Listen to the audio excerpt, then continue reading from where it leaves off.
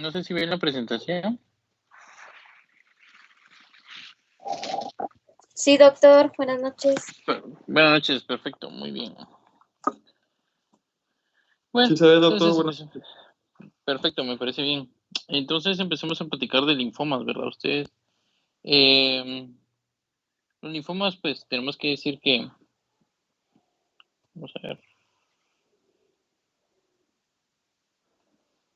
pues principalmente tenemos que saber que los linfomas son neoplasias, por lo regularmente malignas, asociados o se describen según la celularidad del linfoma, ¿verdad? Puede ser de células B, células T, dependiendo, ¿verdad? Pero hay dos tipos principales de linfomas. El linfoma de Hodgkin o enfermedad de Hodgkin y el linfoma no Hodgkin, ¿verdad? Más o menos los linfomas representan alrededor de 35 tipos de cáncer que afectan a las células del sistema inmunológico. Hay 5 subtipos de enfermedad de Hodgkin y alrededor de 30 subtipos de linfoma no Hodgkin. Entonces vamos a ver ahorita 35 tipos de cáncer. Mentira, no. Es un resumen, ¿me vieron? Es un resumen nada más. Entonces, importante que si estos son los más frecuentes, pues tenemos que saber las diferencias, ¿verdad? ¿Cuáles son las diferencias clínicas entre una enfermedad de Hodgkin y los linfomas de Hodgkin? Pues vamos a definir que la enfermedad de Hodgkin están localizados preferentemente están localizados en ganglios axiales, quiere decir que son los cervicales, los mediastínicos y los paraórticos. La diseminación es por contigüidad, siguiendo un orden previsto. Rara vez afecta a los ganglios mesentéricos y el anillo de Walder-Weyer, ¿verdad? Rara afectación extraganglionar. Entonces, una pregunta sería, que todos investiguen. ¿Cómo?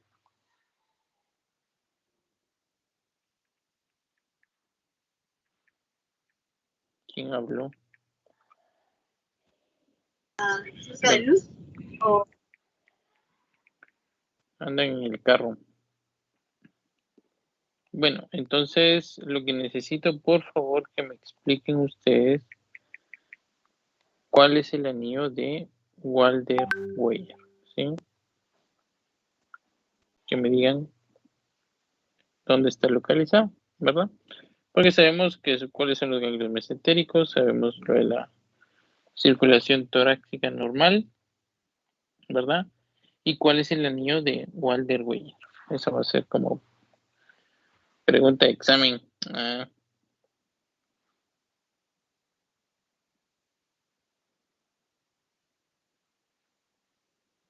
Muy bien, sigamos. Y raramente va a afectar en una región que no sea extraganglionar, ¿verdad? Principalmente son ganglios. Los linfomas no hodgkinianos pues afectan a muchos ganglios periféricos. No se extienden con continuidad, quiere decir que a veces aparecen en cuello, después aparecen en cadera, por ejemplo. Suele afectar el anillo de Walder-Weyer y a los anillos mesentéricos, ¿verdad? Frecuentemente ahí va a haber una afectación extraganglionar. En comparación a la otra, en esta sí va a haber una afectación extraganglionar, ¿verdad? De las cosas importantes que debemos de saber es de que existen tumores en el cuello que son los principales y son los más frecuentes, como vemos el timoma, vemos la esclerosis nodular, los linfomas de linfocitos T y vemos también los linfomas, ¿verdad? Esas son como los más frecuentes. Al final podemos decir que, como les había dicho, son neoplasias de origen linfoide, puede ser células B, T o natural killer, ¿verdad? Predominan en varones en una edad media. El subtipo histológico más frecuente es el difuso de células B grandes, que lo vamos a ver después. Y etiológicamente, pues debemos ver que hay una disfunción inmunológica previa. Los pacientes necesitan, o esto es consecuencia de radioterapia o quimioterapia previa. Existen algunos virus que pueden ser causantes de esta enfermedad, como virus de Epstein-Barr, hepatitis C y virus de herpes simple 8, ¿verdad? Algunas bacterias también están asociadas a ser causantes de linfomas, como por ejemplo pylori, clamidia, borrelia y campylobacter jejuni, ¿verdad? Los linfomas, pues, el linfoma no Hodgkin es mucho más común que la enfermedad de Hodgkin. Sin embargo, el linfoma de Hodgkin presenta mayores casos avanzados. La incidencia del linfoma de Hodgkin aumenta progresivamente con la edad, a más o menos un pico máximo de unos 60 años. Y la enfermedad de Hodgkin es más común en personas entre 16 y 34 años y en personas que sean mayores de 55 años. Para esto hay una clasificación de Ann Arbor, ¿verdad? Donde se define cómo va la progresión de la enfermedad. Lo definimos según las etapas y seguimos viendo según ¿cómo se llama? La distribución que tiene la patología, ¿verdad? Entonces, por ejemplo, en la etapa 1 nosotros nos vamos a dar cuenta que es una enfermedad localizada donde hay una sola región de ganglios linfáticos o un solo órgano, como en esta imagen que vemos acá, que solamente vemos esta cadena ganglionar. En la etapa 2 hay dos o más regiones de ganglios linfáticos afectados del mismo lado del diafragma. Y en la etapa 3 vamos a ver dos o más regiones de ganglios linfáticos por arriba o por debajo del diafragma, ¿verdad? Como vemos acá. Y en la etapa 4 pues es una enfermedad extendida donde ya se afectan a varios órganos con o sin afectación de ganglios linfáticos, ¿verdad? Esta estadificación, por favor, es importante que ustedes la sepan. Esto va desde meses o años, no es una enfermedad que sea aguda, es totalmente crónica. Si se dan cuenta, aparece en estadios iniciales en cuello. Estadio 2, pues ya se va extendiendo a cuello y parte de la espalda. Estadio 3, pues ya aparecen en regiones inguinales, ¿verdad? O cadera. Y en grado 4, pues ya hay afectación de órganos y todo eso. Esto puede pasar desde meses hasta años, ¿verdad? Los linfomas pues se clasifican, como había dicho, de células B. Aquí está toda la clasificación de los linfomas. Dentro de ellos están leucemias, leucemia linfocrónica, leucemia linfocítica, linfoblástica de células B, ¿verdad? Linfoma primario de cavidad, linfoma de Burkitt, células de B con potencial maligno incierto, pues el síndrome linfoproliferativo post-trasplante, unas linfomas de células T. Aquí están todos los linfomas de células T. El linfoma de Hodgkin, tumores histocíticos y de células dendríticas y extensión secundaria. Algo importante con esto es que ustedes deben de saber realmente cuál es la función de los linfocitos B. Alguien que no se esté durmiendo, que me diga cuál es la función real de los linfocitos B.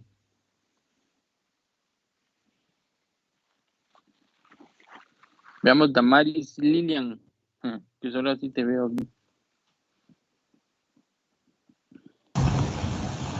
La producción de anticuerpos. La producción de anticuerpos, esa es una de las principales funciones, ¿verdad? Ustedes producir anticuerpos y también recuerden que los linfocitos B también nos sirve para el linfocito B memoria, ¿verdad? Ellos son los que retienen la memoria y también son los productores de anticuerpos para que las células ataquen al antígeno, ¿verdad? Así va a ser con las células T, así va a ser con esto que es pura inmunología, ¿verdad? Dentro de los linfomas, como habíamos dicho, está la enfermedad de Hodgkin. El linfoma de Hodgkin es una proliferación tumoral maligna primaria de los ganglios linfáticos. Rara vez afecta al tejido linfoide extraganglionar, caracterizado por linfadenopatías o esplenomegalia o tejido linfoide en general. Puede encontrarse en mediastino anterior, superior o medio. Se presenta en adultos jóvenes y la etiología es desconocida, como vemos aquí en la imagen del cuadrito este. El predominio va a ser 85% en los niños y varones. En adultos jóvenes se puede presentar en estas edades, como ya habíamos visto, ¿verdad? En los Estados Unidos los adultos jóvenes pues tienden a tener una relación con la esclerosis nodular y los niños ancianos pues una celularidad mixta, que por lo regular es de tipo de esclerosis nodular, que lo vamos a ver después. Dentro de la morfología importante es esto, el componente del tumor. ¿Cómo se ve el tumor? Pues el tumor se ve, las células de Hodgkin que son grandes, con citoplasma pálido. Este es el citoplasma que se ve. Vamos a poner, este es el citoplasma pálido, ¿verdad? No se ve bien marcado como en otras células. Relativamente abundante. Núcleo grande, vesiculoso, redondeado o irregular, ¿verdad? Una membrana nuclear gruesa por marginación de cromatina y nucleolo prominente. Llama la atención que esto parece tener dos núcleos, ¿verdad? Entonces, este tiene un nombre y ahorita lo vamos a ver. Muy bien. La clasificación por la Organización Mundial de la Salud en el 2001 las clasificó en no clásicas y clásicas. Las clásicas pues van a ser esclerosis nodular en un 60-80% de los casos con pronóstico favorable. Los linfocitos, 5% de los casos favorables. La celularidad mixta van a ser de 15-30% de los casos favorables y una depresión linfocítica menos del 1% con un pronóstico desfavorable. Y las no clásicas, pues predominantemente van a ser linfocíticas, menos del 5% de los casos y van a ser favorables. Entonces empezamos a ver la esclerosis nodular. Principalmente se presenta en mujeres, en 80% hay afectación del mediastino, estadio 2, ya saben ustedes que estadio 2 que son dos paquetes ganglionares afectados en la misma localización, diseminación a vaso, hígado, médula ósea, ganglios linfáticos cervicales inferiores, supraclaviculares y mediastínicas, ¿verdad? Histológicamente vamos a ver bandas de fibrosis esclerosantes con colágeno, con un patrón nodular y la cápsula está engrosada. Existe un inmunofenotipo si nosotros quisiéramos hacer algún tipo de estudios de inmunohistoquímica, se puede decir, o inmunológicos. El clúster de diferenciación 15 y el 30 y el clúster de diferenciación 45 pueden ser los causantes de toda esta mutación. Aquí lo que tenemos que hacernos basar o nos basamos en la fibrosis esclerosante con colágeno. Están hablando de un patrón nodular. Veamos acá, yo no soy patólogo, pero estos caminos que se ven acá, estos caminos que vemos acá, eso es la fibrosis. Patrones, fibrosis esclerosantes con colágeno. El colágeno por lo regular se ve así como lisito, como que fueran líneas así largas, ¿sí? Ese es colágeno, ¿verdad? Con un patrón nodular. ¿Cómo se ve el patrón nodular? Pues entonces se ve aquí, miren acá. Este es un nódulo. Aquí vemos otro nódulo, ¿sí? Aquí vemos otro por acá, nódulo, ¿verdad? Tienen un patrón nodular. Existe, si lo vemos un poquito más de cerca, vamos a ver las células acá con un citoplasma muy pálido que no se diferencia muy bien. Estas son fibras de colágeno que vemos acá y tienen un patrón nodular como vimos anteriormente, ¿verdad? Sigamos, el de celularidad mixta, ¿se recuerdan que estaba dentro de la clasificación de Clasius? Entonces vamos a ver el de celularidad mixta. Aparecen hombres en el 70% de los de edad mayor con presentación en la fase tardía 3 o 4, con síntomas sistémicos. Van a haber ganglios linfáticos afectados en el abdomen y el vaso. Histológicamente lo vamos a ver como un infiltrado celular heterogéneo, inflamatorio formado por linfocitos, eosinófilos, células plasmáticas y macrófagos. Importante que ustedes sepan, fuera de que el tema es un poquito complicado, porque la verdad es que los linfomas son un poquito complicados, pero ustedes deben saber las funciones principales de cada célula. ¿Cuáles son las funciones de los linfocitos? ¿Cuáles son las funciones de los eosinófilos? ¿Para qué nos sirven las células plasmáticas? ¿O qué son las células plasmáticas? ¿De dónde vienen las células plasmáticas? ¿Para qué nos sirven los macrófagos? Etcétera, etcétera. Me interesa que en algún examen yo les ponga esta imagen, pues la verdad es que es ilógico que lo haga, porque no es así. Pero sí les voy a preguntar cosas generales, y eso es lo que ustedes deben de poner atención, porque el otro lunes, creo que es el martes, tienen examen. Entonces ustedes deben de poner atención principalmente en las cosas más básicas. ¿Cuáles son las cosas más básicas? ¿Qué son los linfocitos B? Ya me contestaron. Son los productores de anticuerpos. Perfecto, pero como ellos, o cuando ellos producen anticuerpos, adoptan otro nombre, ¿verdad? Otro nombre. ¿Cuál es ese nombre? Células plasmáticas. Correcto, son células plasmáticas. El linfocito en ese momento, cuando recibe la señal de un antígeno, el linfocito entonces se hincha un poquito, así como cuando ustedes ya entran a estudiantes de cuarto año de medicina, se hinchan así como cuando llegan ustedes al externado. Cuando se hinchan y empiezan a producir anticuerpos, en ese momento se convierten en células plasmáticas. Eso es lo que me interesa que sepan. Yo no les voy a preguntar el clúster de diferenciación. ¿Para qué sirve el clúster de diferenciación? No les voy a preguntar eso. Me interesa mucho que ustedes sepan las cosas básicas. Linfocitos, las células plasmáticas y macrófagos. Pero bueno, entonces va a haber inflamación. Vamos a tener células con citoplasma pálido. Va a haber procesos inflamatorios. Si se dan cuenta, aquí no se ve tan rojita esta toma de hematoxilina y no lo tomó muy bien. Hay campos de fibrosis por acá. ¿verdad? El clásico o rico de predominio linfocítico pues va a ser más predominantemente en hombres. Clínicamente la presentación y los patrones de supervivencia son similares a aquellos para la variante celular mixta. Quiere decir que, en pocas palabras, les va de una forma favorable. Histológicamente se caracteriza por las células clásicas de Hodgkin y de Red-Stenberg, con un abundante trasfondo de linfocitos pequeños, faltas células, no hay células inflamatorias y bandas de colágeno, ¿verdad? Entonces, es importante que veamos esa celularidad. Muy bien, entonces vamos a ver cómo se ven estas imágenes. Llama la atención que cuáles son las células de Red-Stenberg, y eso se los voy a dejar a ustedes de tarea, pero realmente son linfocitos grandes y anormales que en ocasiones contienen más de un núcleo, ¿verdad? Estos son linfocitos, son grandes, ¿verdad? Y adentro vemos que existen un núcleo. Esas son las células de Red-Stenberg. ¿Sí? Eso sí me interesa que ustedes lo sepan, ¿sí? Que ustedes lo sepan, ¿verdad? Bueno, y el clásico, hablando de la depresión linfocítica, se recuerda que este tenía un pronóstico desfavorable, pues se asocia a VIH, y por eso es que es desfavorable, porque está asociada a VIH. Y a la edad avanzada puede ser afectado por el virus de Epstein-Barr, que se expresa en muchos de estos tumores. Los órganos abdominales son más afectados, junto con los ganglios linfoides retroperitoneales y la médula ósea. Menos comunes en adenopatías periféricas, y el 70% están en fase avanzada y 80% pues van a presentar síntomas. Histológicamente va a haber un infiltrado difuso con pocos linfocitos o fibrosis, sarcomatoso y una variante fibrosis difusa con fibrosis externa y desorden. Así se dan cuenta. Miren la celularidad de estas imágenes que vemos acá. Tiene mucha celularidad. Y veamos entonces la celularidad de estas.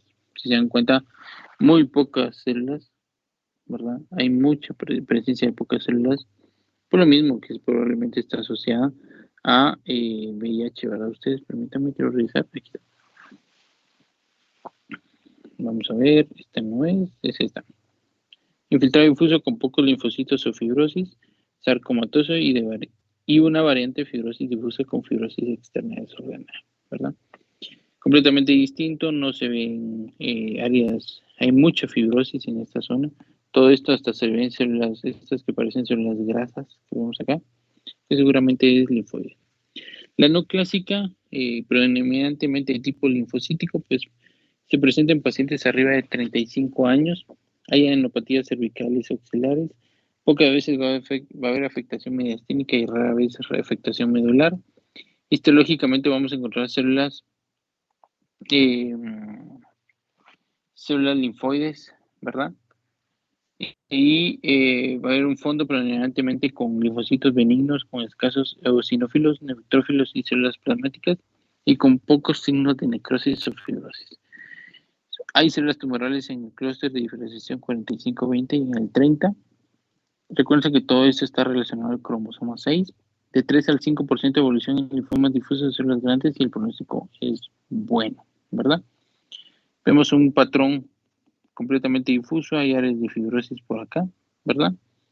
Yo no soy patólogo, muchacho, yo hago todo mi esfuerzo para poder leer esas cosas. Si a mí me los ponen, la verdad es que yo las veo todas iguales, ¿verdad? Pero hacemos el esfuerzo de entender que existe fibrosis, entender que existen linfocitos benignos, que hay neutrófilos, que hay células plasmáticas. Eso sí me interesa, ¿verdad? El diagnóstico pues lo hacemos. Si vemos una masa en cuello, pensemos en linfoma, timoma, tiroidoma, ¿sí? Pero recuerden que las características histológicas, principalmente el diagnóstico es histológico, el diagnóstico es clínico. Si vemos una masa en cuello, lo más importante es hacer una biopsia, ¿verdad? Pero hacemos una radiografía de tórax. ¿Por qué? Porque vamos a buscar ensanchamiento mediastinal, ¿verdad? Podemos hacer una tomografía de tórax también, abdomen o pelvis, ¿verdad? ¿Por qué hacemos las tomografías? Para ver si el linfoma no está irradiado hacia otros lados. Según la clasificación de Ann Arbor, nosotros vamos a definir en qué etapa está, ¿verdad? Pero se hace tomografía de tórax, abdomen y pelvis. Tórax, abdomen y pelvis porque también necesitamos estadificar el cáncer. ¿Hasta dónde va? ¿Verdad? Vamos a hacer exámenes de laboratorio, principalmente, una hematología. ¿Por qué? Porque buscamos un proceso infeccioso. Una velocidad de eritrosegmentación nos sirve bastante. Una fosfatasa alcalina para ver el hígado cómo está funcionando. Una lactato de deshidrogenasa también nos va a servir para ver la inflamación. Pruebas de función hepática, albúmina, calcio, urea y creatinina. Perfecto, eso lo necesitamos. ¿Cómo hacemos el diagnóstico? Como ya les había dicho, biopsia de ganglio linfático, biopsia de médula ósea. Si es necesario, pues se hacen gamografías, que lo que hacen esto, las gamografías es que uno administra un medio de contraste que sea el encargado como reabsorber los linfomas. Es como que fuera pura medicina nuclear, ¿verdad? Que se le administra, por ejemplo, un Tecnesio 69 para, por ejemplo, problemas de cáncer de tiroides o algo así.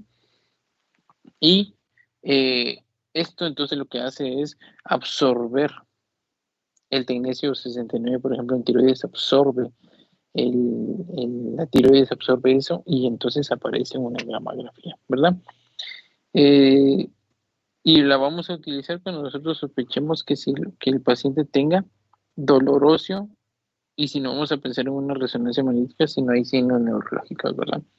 Aquí vemos en una radiografía normal y convencional, vemos 1, 2, 3, 4, 5, 6, 7, 8 espacios intercostales, una relación característica que me parece bien, pero vemos un ensanchamiento mediastinal importante, ¿verdad? Ven ustedes la diferencia que realmente no se debería ver, muy grande, ¿verdad? Un ensanchamiento mediastinal, pues sí, afecta. Esta es una tomografía donde vemos un corte como que lo hubieran cortado de arriba para abajo. Esta es parte de las vértebras, ¿verdad? Muy probablemente sean dorsales.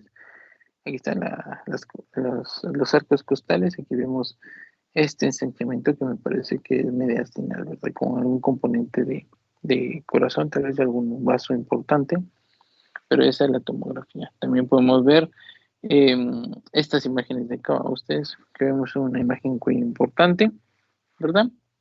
Y otra cosa, el tratamiento. Según nosotros lo primero que tenemos que ver en el momento que veamos un linfoma es estadificar el caso. Ya vimos que se le hace radiografía de tórax, se le hace una tomografía para ver cómo va el cáncer, se le hacen laboratorios para ver la función hepática y todo lo demás, y posterior a ello, pues entonces ya con nosotros con la clínica, pues ya definimos en qué etapa está. Si está en etapa 1, 2, 3 o 4. Si está en la etapa 1, el 90% de los pacientes van a radioterapia. Si es un estadio 2, van a radioterapia y quimioterapia, ¿verdad?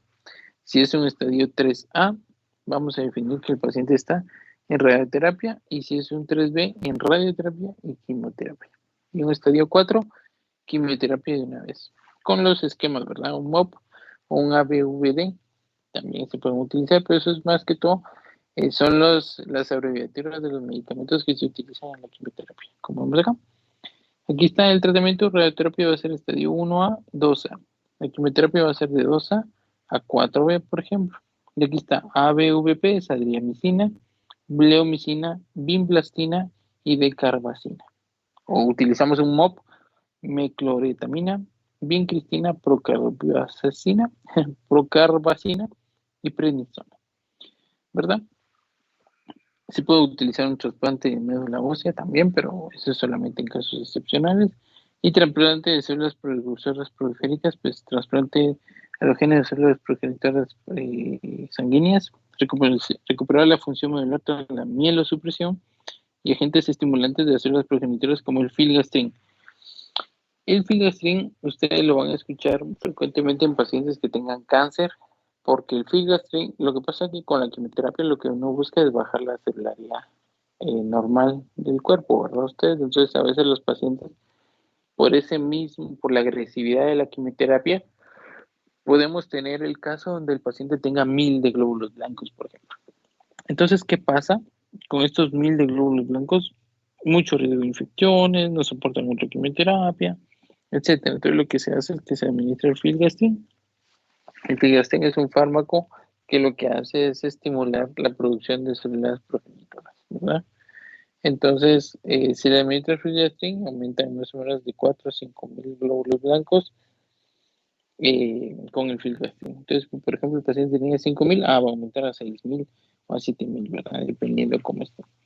Entonces, en resumen, pues el tratamiento va a ser linfomas de baja agresividad, pues tratamiento conservador, dependiendo del diagnóstico que tengamos. Localizados, pues una radioterapia local o quimioterapia. Avanzados, pues ya se utiliza quimioterapia según los esquemas, como CHOP, el que habíamos visto aquí que se llama MOP o ABVD. Y si fueran muy agresivos, pues ya utilizamos otro tipo de medicamentos, ¿verdad? Los linfomas no hodgkinianos, pues es un grupo heterogéneo de neoplasias malignas clonales, linfoproliferativas del tejido linfoide extramedular, con diferentes patrones de comportamiento y de respuesta al tratamiento. En la mayoría, el 85% de los casos, resulta de una proliferación de células B. Solo el 15% se deriva en células T y NK, principalmente de células B. 5 veces más frecuente que en la enfermedad de Hodgkin. Pueden ser indolentes y son más agresivos, ¿verdad? Histológicamente, pues vamos a ver, los vamos a definir como de bajo grado y de alto grado. De bajo grado, por ejemplo, los linfomas linfocíticos, inmunocíticos, centrocíticos, el linfoma folicular, linfoma linfoplasmocítico, linfoma centrocítico, son más lentos, pero son incurables. Los de alto grado son linfomas centroblásticos, inmunoblásticos y linfoblásticos. El linfoma inmunoblástico, linfoma linfoblástico y linfoma de Burkitt son más agresivos, pero es posible su curación a largo plazo, ¿verdad? Los linfomas no Hodgkin son un conjunto heterogéneo de neoplasias. Aquí está el linaje B, el linaje T o células NK. Recuerden que el más frecuente es el linaje B. Linfoma de linfocitos pequeños, linfoma linfoplasmocítico, folicular, de células de manto, Burkitt y Malta. Y los linajes de células T. El diagnóstico del linfoma se hace siempre mediante estudio histopatológico, no hay de otra. Casi siempre un ganglio linfático, tejido esplénico o hepático. En biopsia de otros órganos, como la médula ósea, se utiliza principalmente para estudiar la extensión del tumor y pocas veces como procedimiento inicial del diagnóstico. Y el diagnóstico diferencial, pues está el linfoma de Hodgkin, no Hodgkin, leucemia linfoblástica aguda, linfadenitis tuberculosa, sarcoidosis o cáncer metastásico, ¿verdad? Las características clínicas pues se pueden agrupar y estudiar en 3 grupos grandes, como linfoma indolente o de baja agresividad, agresivos y de alta agresividad. Aquí está como la división de los de baja agresividad y los agresivos, ¿verdad? Manifestaciones clínicas de los linfomas, pues prácticamente es una masa de crecimiento rápido. Es la primera manifestación en tracto gastrointestinal inferior. Piel, hueso, cerebro, también pueden estar infectados en la línea Waldeyer y tejido linfático de la orofaringe, amígdalas y adenoides. Puede haber masas destructivas en vaso y hígado y afectación tardía en la médula ósea y raro cuadro leucémico. Tumores de bajo grado asintomáticos, pues no siempre necesitan tratamiento, a veces entran lentamente en remisión. Controlan los síntomas del clorambucilo y la ciclofosfamida. La esplenectomía es a veces paliativa. Recuerden que el vaso es un órgano linfoide primario, que por lo regular es ahí donde se depositan la mayoría de linfocitos B. Entonces, por eso es que se dice de la esplenectomía. La radioterapia, pues, en una enfermedad local con masa. Y los análogos de purinas, como la fludarabina, también puede ser un tratamiento, como tratamiento de quimioterapia, ¿verdad? Los tumores de alto grado, pues mal pronóstico, sin tratamiento. El protocolo CHOP se puede utilizar o quimioterapia combinada, ¿verdad? El protocolo CHOP incluye ciclofosfamida, incluye hidroxitaurubicina, vincristina y prednisona, ¿verdad? Y algunas veces se utiliza el rituximab en alta dosis junto con metotrexate, ¿verdad? Entonces, en resumen, existen diferentes tipos de linfoma según la celularidad de las presentaciones. Existen diferencias, por ejemplo, clásicas y no clásicos, de bajo grado o de alto grado de agresividad. Algunos tienen mejor pronóstico, algunos no tienen buen pronóstico, ¿verdad? ¿Alguna duda que tengan, por favor, jóvenes?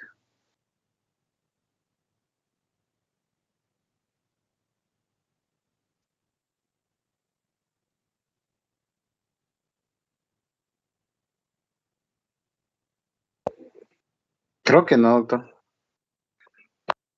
¿Sí? Me interesa que se apoyen mucho en lo que platicamos ahorita con respecto a cómo se llama, a cómo se va a manejar las funciones de las células, la clasificación de los linfomas, la presentación clínica de los linfomas y las diferenciaciones entre linfomas no Hodgkin y Hodgkin, ¿verdad?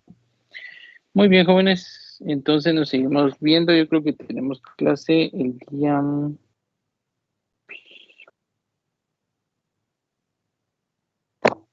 Jueves, creo. Nos toca el 23, miércoles. Miércoles. Nos toca SIDA. Solo joyas de clase me tocó. Nos toca el día miércoles clase. ¿Oyeron, chicos? Que tengan buena noche y seguimos platicando. Gracias, doctor. Feliz noche. Gracias, doctor. Feliz noche. Feliz noche. Feliz noche. Feliz noche.